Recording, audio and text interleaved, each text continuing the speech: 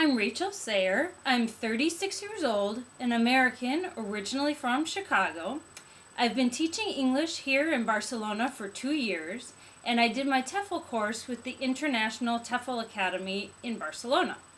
Before coming here, I was a junior high Spanish teacher in Chicago, but after 12 years, I knew that while I still wanted to teach, I was looking for something different, a new challenge. I've always loved traveling, whether it was as a kid on family vacations or as a teacher. I always took advantage of the vacation time to go and explore new countries and cultures. I've traveled throughout the Spanish-speaking world. I spent a summer in South America traveling all around.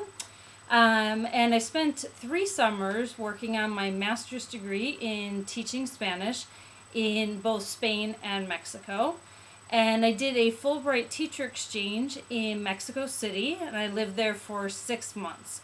That experience left me wanting more, wanting to live abroad for a longer period of time, so I started looking into ways to be able to teach abroad. The reason I chose to do my TEFL class with International TEFL Academy was because of the positive reviews that I found online, but also because being from Chicago, I was able to go into the office and speak with someone face to face. And they took the time to answer all of the questions that I had, not only at that time, but also following up on the phone and by email. But what I appreciated most was that at no point was there ever pressure to sign up. It was all about helping me make the best decision for me. When choosing where to teach, I knew that I wanted to be in a Spanish-speaking country, and I had been in Barcelona a few years back for a friend's wedding, and I just loved it. I also liked that being in Europe, it would be cheap and easy to travel to so many other countries. I've gone on a weekend getaway to Paris, and I've been to England many times so that I could visit with my sister and her family who live there, and they've also been able to come here. I like teaching in Barcelona because my students are really kind and friendly, and they have great senses of humor. I have a lot of fun, and they're really motivated to learn. Also, there's actually a lot of work for English teachers in Spain right now, as companies want to stay competitive and want to get ahead, and parents want their children to have all of the opportunities that knowing English will give them. To find the jobs that I have now, first I narrowed down the kinds of jobs that I wanted. Because I wanted a different experience from the one that I had left in Chicago, I wasn't looking for a full-time job in a school, but instead I wanted to look for hourly work teaching classes at businesses or teaching private classes at students' homes.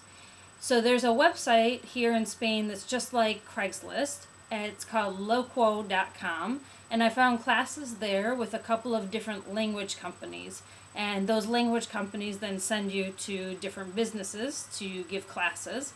Then I picked up the private classes when students responded to an ad that I placed on another site where students go to find teachers.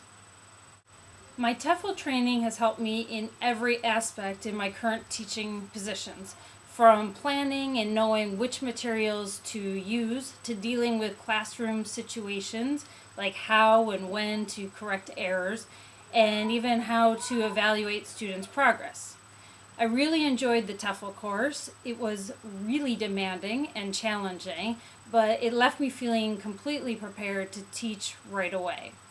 There are tons of TEFL schools in Barcelona, and what I really liked about the International TEFL Academy in Spain is that it's smaller, and the trainers are able to provide a more personalized approach.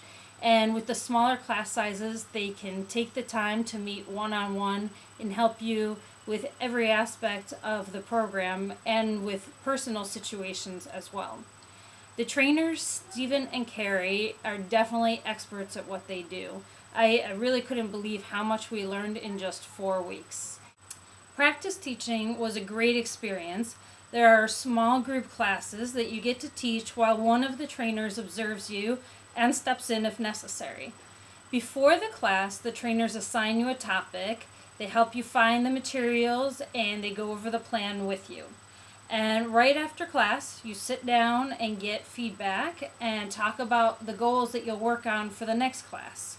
And I love teaching the practicum classes because the students were really kind and patient, and because they're used to having practice teachers. They're very motivated and they've been coming for years, so they're very used to the system. Towards the end of the course, we started to focus on the job search, and the trainers helped us rework our resumes to the Spanish format, which is quite different than the American format. We also spent time talking about interview questions, and we worked on the responses as well. And we also received a list of helpful websites for looking for work. And the trainers were available to help at every stage, even after the course ended, if you need anything. And also with some job assistance, they're always there for you. I teach about 25 hours a week, and I work for a couple of different language companies. I have the most hours with InLingua, that's an international language institute, and they even have a school in Chicago. Those language companies then send me to different businesses around town, so there I give in-company classes. And I teach at two different international companies.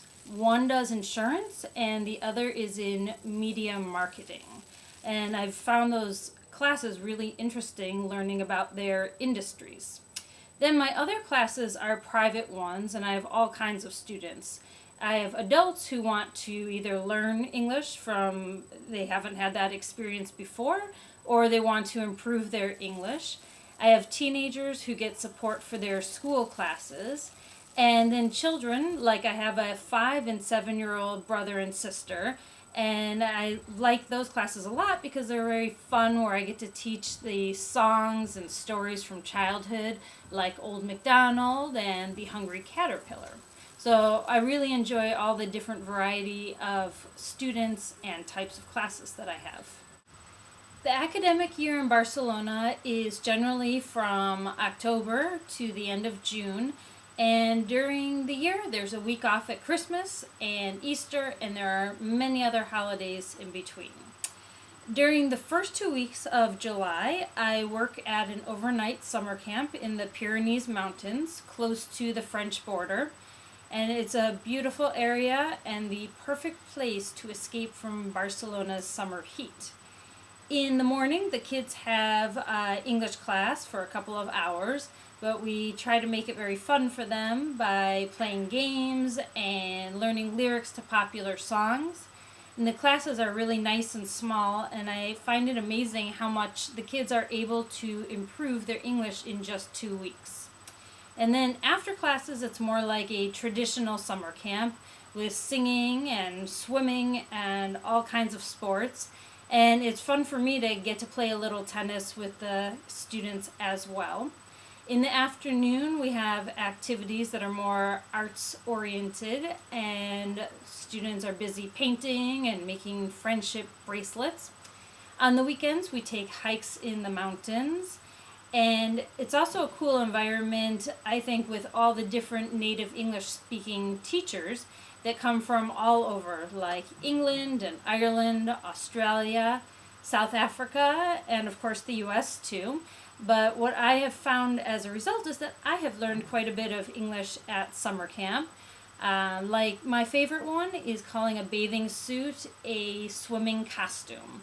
Also, it's a good thing that the director let me know ahead of time that, and the other Americans, that the fancy dress party is actually a costume party.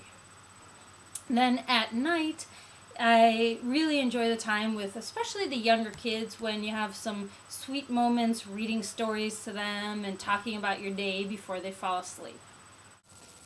Also, the last night of camp, we have class performances where we put on skits or sing songs. And this year, my students did a performance to Aretha Franklin's Respect, changing the lyrics to their favorite parts of camp. And then the big finish was using the camp's name, Sair, to sing Cerler. If you're planning or considering teaching abroad, I would suggest to try to learn the language. I think the students really appreciate you making the effort, and it helps you understand the learning process better from their point of view. And when you place an ad in the native language, then you can attract so many more potential students. I would also recommend saving up as much as you can before you move abroad. Definitely helps with looking for your first place to live, that you need the first month's rent plus deposit. Also, I think that health insurance is a really good investment. The price might seem pretty high at first, possibly, but I think in the long run, I at least was really grateful that I had it. I would definitely recommend teaching in Spain. The only thing is, you have to be willing to live here, as most Americans do, without work papers. But the International TEFL Academy was very honest about this point. And before moving to Spain, I made the decision that I would stay here as long as I am allowed to. And I've been here 2 years so far. But there are so many reasons to live here for however long you can or want to. There's so many great things in Spain, and great people to meet, and food to eat, and festivals to go to, that I would not pass up this opportunity. I've made a lot of great friends here in Barcelona. One of the first ways that I've found to meet people is through meetup groups. That's from the website meetup.com. They're really popular here in Barcelona among Spaniards and expats. And there is a group for every single interest that anyone could possibly have. The ones that I attended a lot at first were language exchange groups. And also I got really involved and into paddle tennis. And not only do we go and play and socialize, but we go to tournaments and have barbecues and meals together. And it's been a fun new athletic outlet for me. There's also groups for arts and culture and music and eating. The other night I went to one on the beach where we were listening to Cuban music and drinking mojitos. It's really hard for me to pick just one most memorable experience about living here. There's something new and memorable every month, every week. There are so many festivals here, especially in Barcelona. And there's always something fun and interesting to do. But some of my favorite festivals have been in April. There's the Sant Jordi Festival, which focuses on exchanging books and roses. A book for the men, a rose for the women. And in the springtime, I've gone to the Flower Festival in Girona both years now. And it's amazing. They transform their town into art everywhere using flowers. Also in the springtime is one of my favorite events, which is ongoing for over the course of a month or two. It's called a calzotada, where you eat calzots and have a good time with your friends, where you're dipping this food that's like a spring onion is how you can maybe best describe it. And there's also dancing. I love when I see the sardanas dances in giant plazas where anyone and everyone come together to dance. They throw their purses in the middle and have a good time. Also, okay, this might be my favorite one, is the castellers. Those are human castles where they climb on top of one another and build human towers with a little tiny kid at the top wearing a helmet. It's amazing to watch, and I'm fascinated by that. I'm torn between which I'm fascinated by more, the castellers or these giants that are in the festivals.